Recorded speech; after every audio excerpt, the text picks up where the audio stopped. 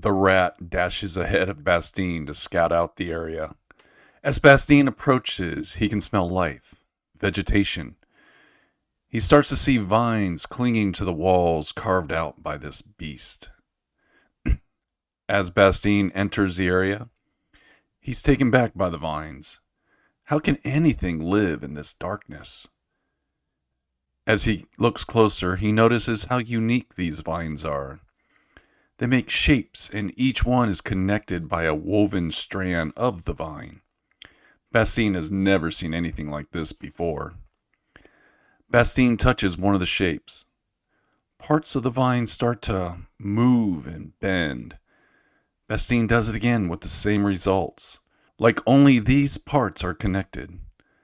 The vine is like a map, navigating through the breach. Without knowing what room he's looking for, it is useless. Let's get into this. Welcome to Solitary RPG. Okay, so that was a quick recap of Waypoint 2. And once I, again, got done with the recording the video and everything like that, I sat down with my journal and started wordsmithing everything just slightly. I added a little bit more to this one. However, I've decided a couple things. During Waypoint 1, we talked about how the beast might be setting a trap for the threat, for our threat clock. Now I'm going to tie the vine map concept. Is the beast controlling these vines, setting the trap for Bastin? I thought that was kind of a cool concept. So what I'm going to do moving forward is if I roll the creeping vine result again, it's going to be the map again and all that kind of stuff. So those are all going to be tied together now as part of the story thread moving forward. In today's video, we're going to start Waypoint 3. So let me clear my desk, let me get set up, and we'll get started. So I got my Dundurator cards here. So let me pull my card and see what we get. So we pulled a dead end, and if you remember looking back at the other cards that we pulled, we still don't have like a T section where we can use a dead end, so we have to flip it over and use the next portion of it, which is going to be this. So let me get this card on screen so you can see the details and what I'm looking at. All right, so there's the card we're looking at, and we have like a normal pathway, but we have kind of a crumbled little hallway leading into a room, which looks like either that pool that could be liquid, that can be dirt. We won't be able to really decide what all these elements are on this card until we start rolling on our charts. But that's one of the reasons why I'm really digging these cards, is they're just not square rooms, and maybe some text about maybe encounters or something like that you see on other cards. These cards just have some art detail to them, so I'm really digging them. But let's pull out our document here so that we can start generating what's in this room. So we're going to start with our D4, and we're going to start writing down some notes about what we roll. Oops, I'm not rolling in that. 4. So now we have a danger. So 4 is danger. Stranger danger. And then we'll roll a d20 to see what the danger is. It is 4. Arcane trickery. So we rolled 2 4s. Arcane trickery. So this could be part of the trap, maybe the sand thing that's in there isn't necessarily triggered right now. Maybe when I walk in the room, I trigger a trap, and that's what happens. We don't know. And then what is this area? So we got another 4. This is the waypoint of 4s. So this is going to be a crawl space, a claustrophobic crawl space. So, okay, this is kind of working for me. Claustrophobic crawl space. Okay, so that is what we generated for this encounter. And what I'm envisioning so far is the area location. We have a claustrophobic crawl space. So this little hallway is just going to be very tight. It's going to be a tight hallway, really confining. So it's going to be a bit of a challenge. And then we've got arcane trickery. So, I got to figure out what I can do to make that arcane trickery a trap or something like that. I do think it's going to fit good for the trap concept with Bastin having the beast setting traps for him. So it all kind of works pretty good. But what do we want to put in that trap? So before we do anything, though, we're going to have the rat is going to scout ahead and do an awareness. The awareness is 14. I rolled that off camera. Rolled a 10. 10 awareness. So he passes. So if there's, again, the rat's only looking for encounters. The rat's not going to be able to set off the trap or detect the trap. It's just kind of giving me eyes ahead. And basically it's going to scurry through the crawl space and go, okay, there's a room, and it continues on. There's no doors, nothing like that. So let me go ahead and do some writing and try to come up with something that I can put all these words into some kind of a thought so that we can move forward with this adventure. Okay, so this was pretty simple. We kind of already had the idea floating through our head there, but I just wrote, as the rat scouts ahead, nothing is seen in the next room. The hallway is very small, and Bastin needs to take off his pack so he can navigate through it. So what I'm basically saying is he's got to kind of go sideways. He's got to turn sideways. So I'll just write, turn sideways to get through. Just so that we kind of have an idea visually what's going on. So this is like a really narrow, it's almost like maybe a rock passage, and he has to kind of squeeze through it. So he has to take his backpack off, and he has to like put the torch ahead of him and his other arm on his side and just kind of navigate through. But now he's through the room. So we've kind of got the start of our story going, but now we need to continue it. So we have arcane trickery, and I need to decide, is this something that's going to happen right away? Or is this something that maybe while he's doing his search roll, he triggers the trap? So let's ask the Oracle. We have not asked the Oracle any questions up to this point. I don't know if you've noticed that in this video series, but I try not to ask a lot of questions of oracles because sometimes you get really unpleasant answers and you've got to deal with those. So what is our question going to be? So our question is going to be is, does the trap spring while searching scavenging? And I kind of use both words because I haven't decided if I'm going to search the room or scavenge the room. So we need to roll on the Oracle provided with this rule system, which is a simple D6 roll. 1 is extreme no, 6 is extreme yes. Meaning 1 is a negative success, 6 is a is a good success, and this is one of my critiques about this Oracle. This is a roll low system. Probably should have flopped that around a little bit where 6 was extreme no and 1 was extreme yes. But they chose to go this way, which is fine. For me personally, if you're going to have a system, if it's roll low or whatever the system is, then stick with it throughout the whole process. 3. No. So the answer is no. So the trap's not going to spring when searching, which tells me the trap's going to spring immediately when I walk into the room. So we rolled a 3. It's going to be no. Numbers view. Scale is going to be moderate. So this is one of the reasons why I kind of like these multi-answer ones. Power miner.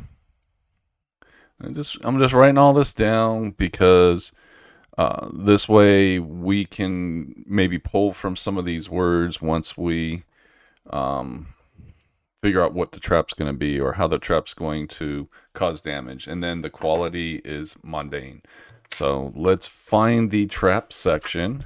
Here we got the trap section of our documents. This is very exciting. Something's happening.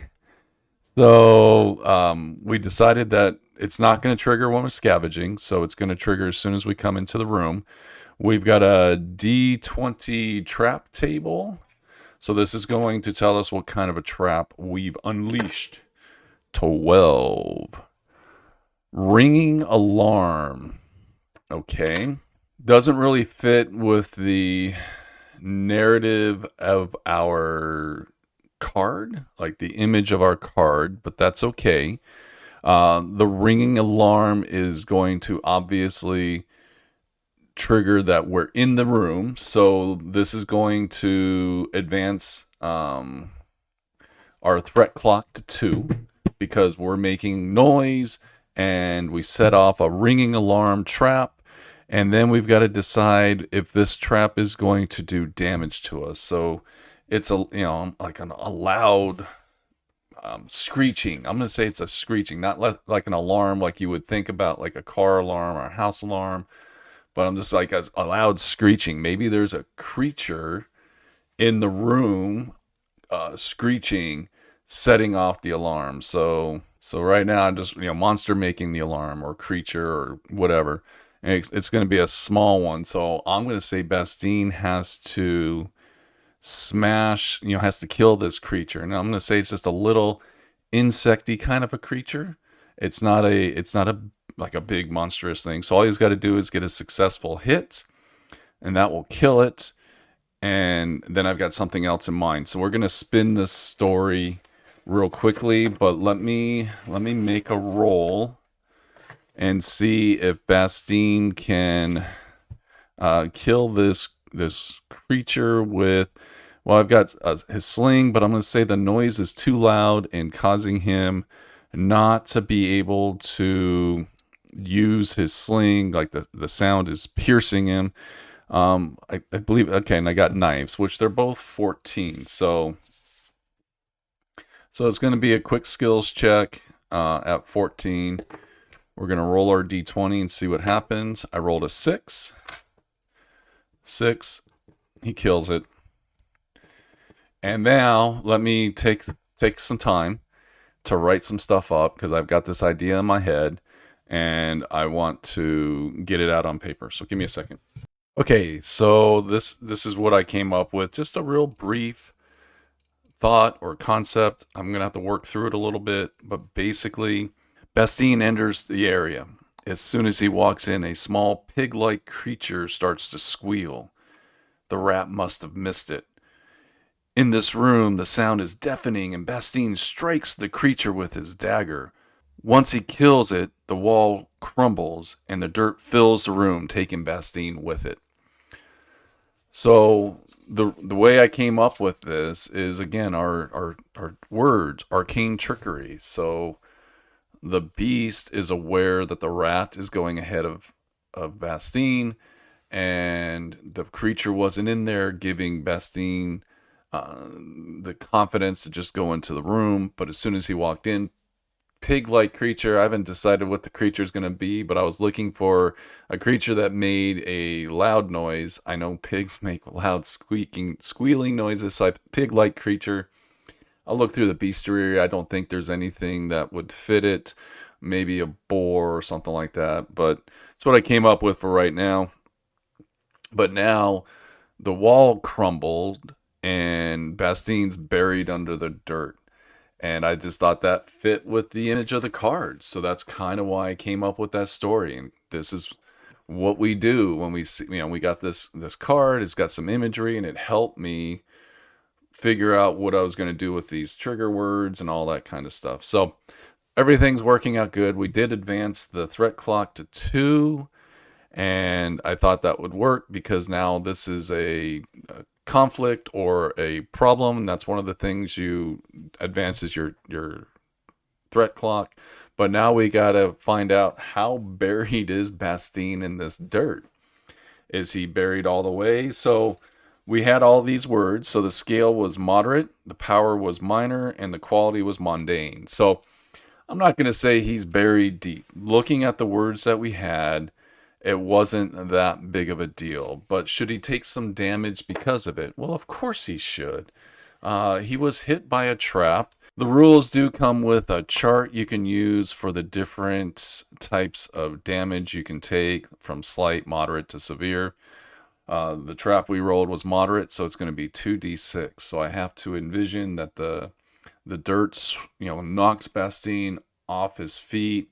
He's gonna hit the ground, like his head's gonna hit the ground, and he's just going to be a mess for a little bit. So let's see what kind of damage we're gonna do. So 2d6, that's a lot of damage, and this could kill Bastin, because Bastin's willpower or hit points are 13. So this could take him down quite a bit. So we got 7 points of damage. Oh boy. So what we would do is just mark that off on our chart here. So 1, 2, 3, 4, 5, 6, 7. And I'll just draw a line through there. And 7 points of damage. So to me, that's pretty severe. That's over half his hit points. So this, to me now, is giving me a couple things. First of all, this is a severe trap. So it's going to advance the threat clock to 3 because he's buried in the trap. Took 7 points of damage. So what he's going to have to do is he's going to have to rest, and he's going to have to recoup some of those hit points.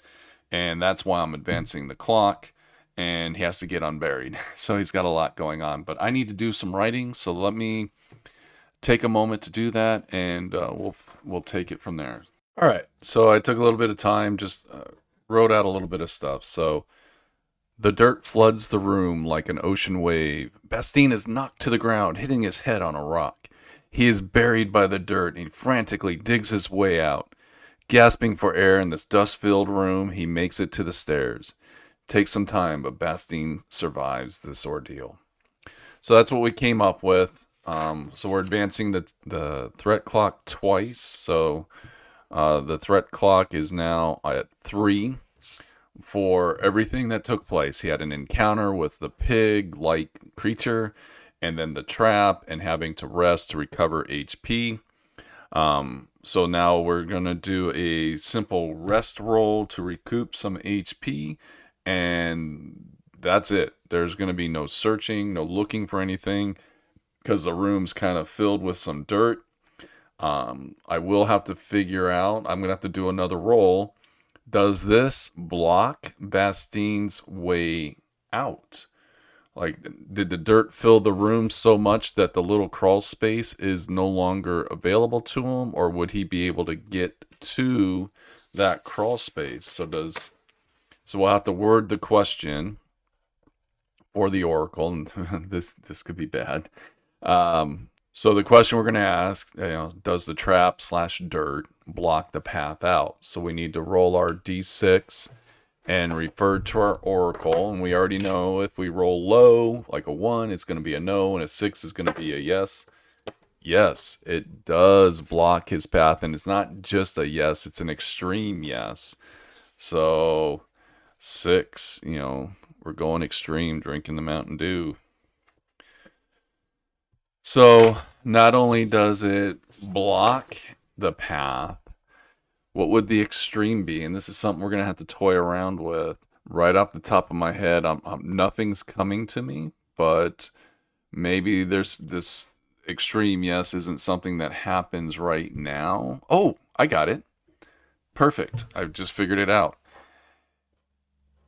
His backpack. His backpack is taken in with the dirt, so he loses his trap, his sleeping pelt. All he has, his tinderbox. He loses all of his stuff. All he's going to have now is his sling, because that was a pocket item. It was a small item in his sling, his calling stone, and his bone whistle, because those are like in pockets. But everything that was in his backpack is gone. So all supplies are gone. Perfect. That works out beautifully with the results that we had and everything that took place. So I'm going to erase all this stuff. He lost everything. Moving forward, he has his dagger, his sling, and his bone whistle, and the calling stone plus his clothes. So yeah, I'll wrap up Waypoint 3, and I'll get to work on writing all this up and putting down my thoughts. So thank you for watching, and have a great day. Bye.